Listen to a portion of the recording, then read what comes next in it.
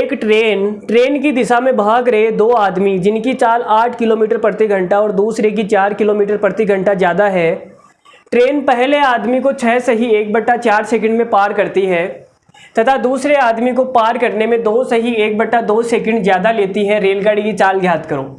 अब देखो यहाँ पे हम क्या करते थे, पहले हम अंतर निकालते थे ना।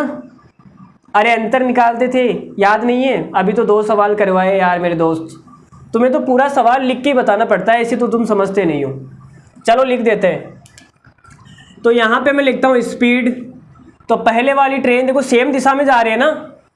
ये जो ट्रेन है, ट्रेन इधर भाग रही है, ट्रेन की दिशा में दोनों आदमी भाग रहे हैं। तो ट्रेन को खुद की लंबाई के साथ में इनका जो भागा ना, इन्होंने कितना भागा उतना किलोमीटर ज़्यादा चलना पड़ेगा। ठीक है, तो ट्रेन की दिशा में भाग रहे हैं तो अच्छी बात है, नहीं तो सवाल चेंज हो जाएगा। अभी ऐसे सवाल करवाऊंगा, अगला जो सवाल आएगा ना उसमें ट्रेन के विपरीत दिशा में भागेगा आदमी, तो देखना क्या होता है। तो स्पीड कितनी है मेरे दोस्त? पहले की स्पीड है 8 किलोमीटर प्रति घंटा और दूसरे की स्पीड है 4 किलोमीटर प्रति घंटा ज़्यादा है। तो 8 का ज़्यादा करूंगा तो कितना हो जाएगा? आप बोलोगे सर 12 किलोमीटर प्रति घंटा। सही है ना?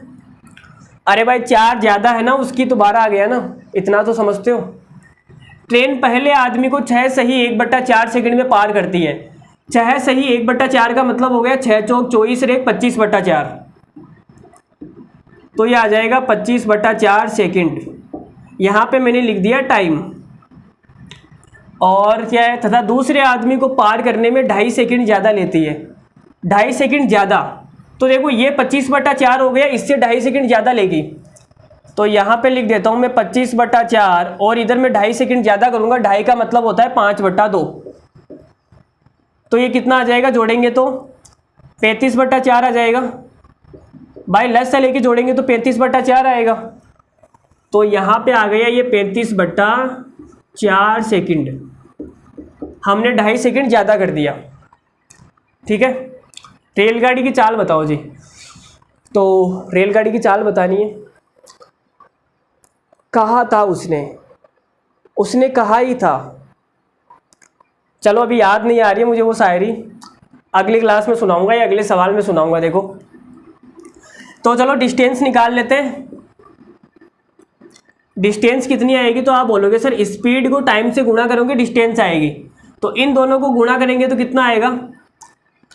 तो देखो 4 से ये कट जाएगा, 4 दूनी 8 और 2 को 25 से गुणा करेंगे 50, तो दूरी आ गई 50। ट्रेन को कितनी दूरी चलनी पड़ेगी? L + 50।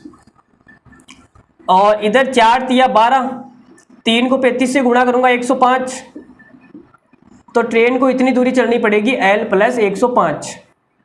ठीक है भाई, ये +50 और +105 क्यों किया पता है ना? क्योंकि ये आदमी है ना भाग रहा है, तो ट्रेन को ज़्यादा चलना पड़ेगा। ठीक है, तो यहाँ पे टाइम का जो अंतर है वो कितना है? तो आप बोलोगे सर टाइम का अंतर आ जाएगा 10/4। टाइम का अंतर कितना आ गया? 10/4। और जो डिस्टेंस है उनका अंतर कितना है? तो 105 में से 50 माइनस करेंगे, कितना आएगा? 55 आ जाएगा। तो ये आ गया जी 55। तो 10/4 टाइम में 55 चलती है। तो यहाँ पे लिख देता हूँ मैं 10/4 में 55 दूरी चलती है, तो 1 में कितना चलेगी? तो आप बोलोगे सर ये उधर चला जाएगा, 55 4 गुना हो जाएगा और 10 नीचे आ जाएगा। तो कितना आंसर आएगा? 55 को 4 से गुणा कर दो मेरे दोस्त फटाफट।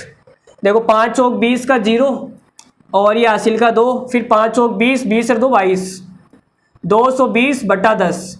0 से 0 गया तो आंसर आएगा 22 किलोमीटर प्रति घंटा। 22 किलोमीटर प्रति घंटा। तो हमारा ट्रेन की चाल कितनी आ गई? ट्रेन की चाल आ गई जी 22 किलोमीटर प्रति घंटा।